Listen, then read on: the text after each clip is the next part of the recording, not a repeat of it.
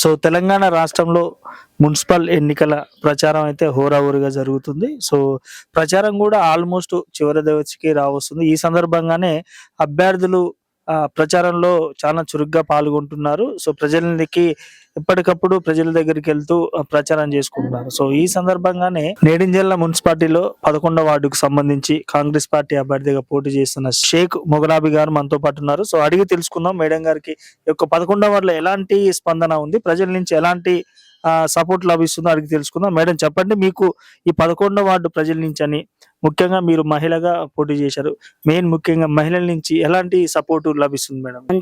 మంచి స్పందన వస్తుంది సార్. ఎవరైనా ఏ ఇంటికి వెళ్ళినా, ఏ అమ్మ ఇంటికి వెళ్ళినా, ఏ అక్క ఇంటికి వెళ్ళినా, ఏ చెల్లి ఇంటికి వెళ్ళినా, ఏ అన్న ఇంటికి వెళ్ళినా, ఏ తమ్ముడి ఇంటికి వెళ్ళినా, ఏ పెద్ద నాన్న ఇంటికి వెళ్ళినా కూడా, ఏ బాబాయ్ ఇంటికి వెళ్ళినా, అమ్మ నువ్వు ఒక ఆడపిల్లవు, మనకు ఒక అవకాశం ఇచ్చిర్రు, మనం తప్పకుండా కాంగ్రెస్ నే గెలిపించుకుందాం, నువ్వు ఎటువంటి ఇబ్బంది పడొద్దు, నా దగ్గరికి ఎన్నో సార్లు వచ్చిన, నువ్వు వచ్చి పోతుంటే కూడా నాకు చాలా బాధ అవుతుంది, నువ్వు నా కాళ్ళు ముక్కొద్దు, నాకు దండం పెట్టుకోవద్దు, కాంగ్రెస్ పార్టీని మనం గెలిపించుకుందాం, ఇయ్యకి అవకాశం ఇచ్చినందుకు కాంగ్రెస్ పార్టీని గెలిపించుకుందాం, మన అమూల్యమైన ఓటుకు హస్తం గుర్తుకు వేసుకుందాం అని నాకు చెప్తున్నారు. ఏదైనా మన జాని వచ్చి పని చేస్తాడు, నువ్వు అస్సలు కంగారు పడొద్దమ్మా, మీరే గెలిచేది, మీ మీద మాకు చాలా అభిమానం ఉంది, ఇన్ని రోజులు 30 ఏళ్ల సంధి కూడా మేము చూస్తున్నాం మిమ్మల్ని, 30-40 ఏళ్ల సంధి నీకే ఓటేద్దాం అనుకుంటున్నాం, మేమందరం నీ తరపునే ఉంటాం, నీ తరపున ఉండి నువ్వు నిలబడ్డందుకు మేమందరం కలిసి సపోర్ట్ చేసి నేను గెలిపించుకొని తీరుతామని చెప్తున్నావు అమ్మ, నీకు నమ్మకంగా, నువ్వు ఏ బాధపడొద్దు, నువ్వు ఏ టెన్షన్ పడొద్దు అని చెప్తారు.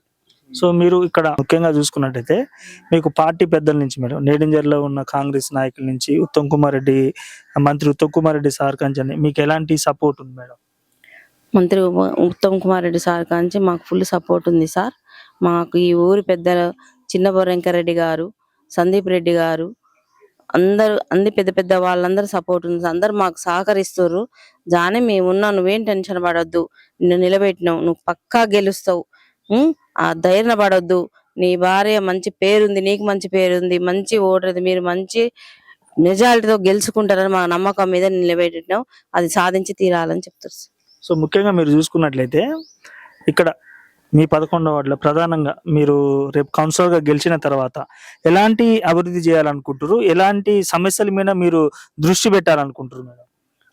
నేను గెలిచిన తర్వాత తిరిగి, అక్క ఇక్కడ ఏం సమస్య ఉంది చెప్పండి అక్క, నేనున్న ఒక ఫోన్ చేస్తే వచ్చి మీ ఇంటి ముంగల వాళ్తా, మీ చెల్లె లాంటి దాన్ని, ఈ కాలువలు కానీ, రోడ్లు కానీ, శానిటైజర్ కానీ, ఇంకా ఏమైనా చెట్లు కానీ, ఏది కానీ మీకు సన్న బియ్యం రాకున్నా కూడా కొత్త కార్డులు కానీ, కొత్త పింఛన్లు కానీ, ఒంటరి మహిళ కానీ, ఏదైనా నిలబడి నేను మంత్రి ఉత్తమ కుమార్ రెడ్డి సార్ కాడికి పోయి అయినా నేను ఏదైనా లిస్ట్ రాసైనా పంపించి ఆ సార్ని బతలాడుకొని, నేనేదైనా ఇక్కడున్న పెద్ద మనుషుల కాడికి పోయి నేను సమస్య చెప్పుకొని ఆ సార్ దాకా చేరేటట్టు చూసి, మీరు అనుకున్న పనులు నెరవేర్చేటట్టు చూసే బాధ్యత నాది, నన్ను నమ్మండి, మీ ఆడపిల్లని, ఈ బజార్లో 40 సంవత్సరాల మీ ఇంటి ఒక ఆడపిల్లని, మీ రెక్కల పక్కల మెరిగిన నన్ను నమ్మండి, నా బాధ్యత అది, మీరు ఏది అడిగినా నేను కాదనుకుంటే చేసే బాధ్యత నాది. ఇక్కడ మీరు 11వ వార్డులో కౌన్సిలర్ గా గెలిచిన తర్వాత ఎలాంటి సమస్యల మీద మీరు దృష్టి పెడతారు, ఎలాంటి అభివృద్ధి కార్యక్రమాలు చేస్తారు? ఇక్కడ 11వ వార్డు గెలిచిన తర్వాత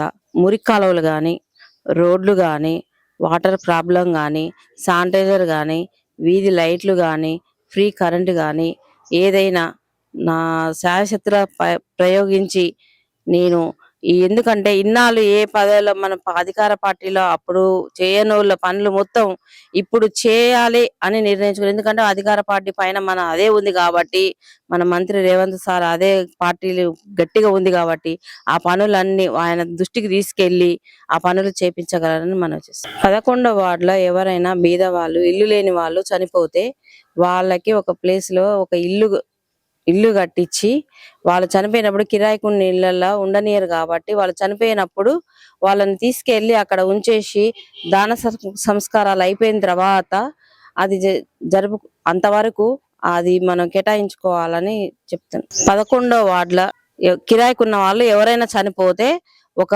స్థలంలో రేకుల షెడ్ లాగా వేపించి దగ్గర ఉండి రేకుల షెడ్ లాగా వేపించి వాళ్ళు చనిపోయినంత వరకు వాళ్ళ దాన సంస్కారాలు అయిపోయినంత వరకు వాళ్ళు దాన సంస్కారాలు చేసుకోవచ్చని ఆ షెడ్ ఏర్పాటు చేస్తాము. 11వ వార్డు ఉన్న ప్రజలకి అందరికీ నా నమస్కారం. 11వ తేదీన సీరియల్ నెంబర్ 3 హస్తం గుర్తుపై మీరు ఓటు వేసి మీ అమూల్యమైన ఓటు హస్తం గుర్తుకేసి నన్ను ఎక్కువ మెజార్టీతో గెలిపించగలరని అందరికీ ప్రార్థన. Okay, thank you and all the best madam.